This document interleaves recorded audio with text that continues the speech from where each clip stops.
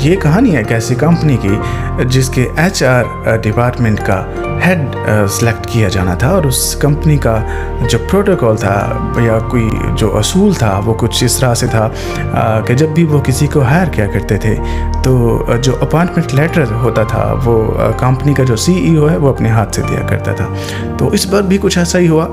HR department का head जो है वो हायर किया जाना था, और फॉर्मेलिटीज़ या जो भी इंटरव्यूज़ वगैरह हुए उनमें जो है वो सिलेक्ट हुआ एक आदमी।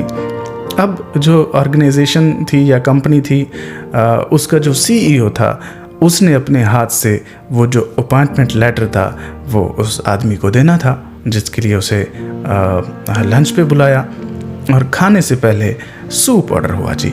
अब वो जो सूप था, सूप के साथ आपने देखा होगा कभी नमक या काली मिर्च या ऐसा कुछ लेते हैं। तो वो जो आदमी हायर किया जाना था, जैसे ही सूप उसके सामने आया तो उसने वो जो मसाला वगैरह था वो सूप में डाला और फिर उसको एंजॉय करने लगा।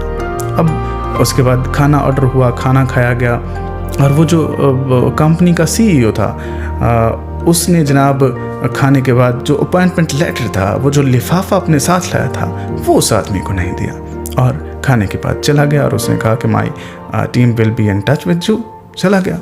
अब दूसरे दिन जो उस कंपनी की टीम थी उसने CEO से मुलाकात की और कहा आपको बहुत बहुत मुबारक हो, हमने हमारा जो HR डिपार्टमेंट का हेड है उसको हमने रख लिया है। तो CEO ने कहा नहीं, आपको किसने कहा कि ज्वाइन करने वाला है?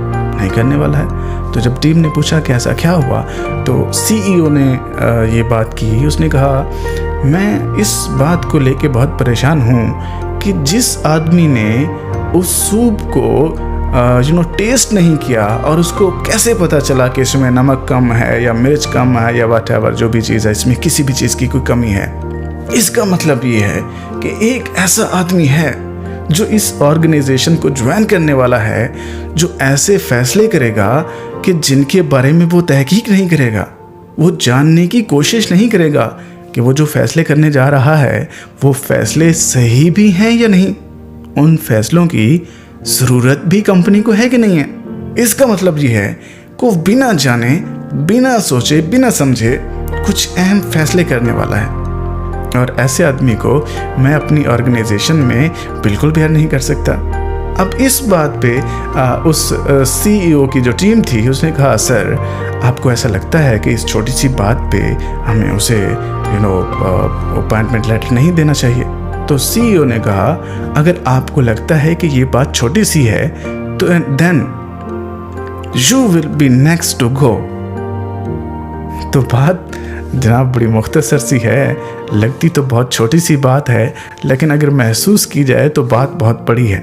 ज़िंदगी में जब भी फैसले कीजिए तो पूरी तहकीक के बाद कीजिए, जांच पड़ताल के बाद कीजिए, और ये सोच समझ के कीजिए कि आया कि ज़िंदगी में जो भी आप फैसले करने जा रहे हैं उन फैसलों की आपकी ज़िंदगी में ज़रूरत भी है कि नहीं है।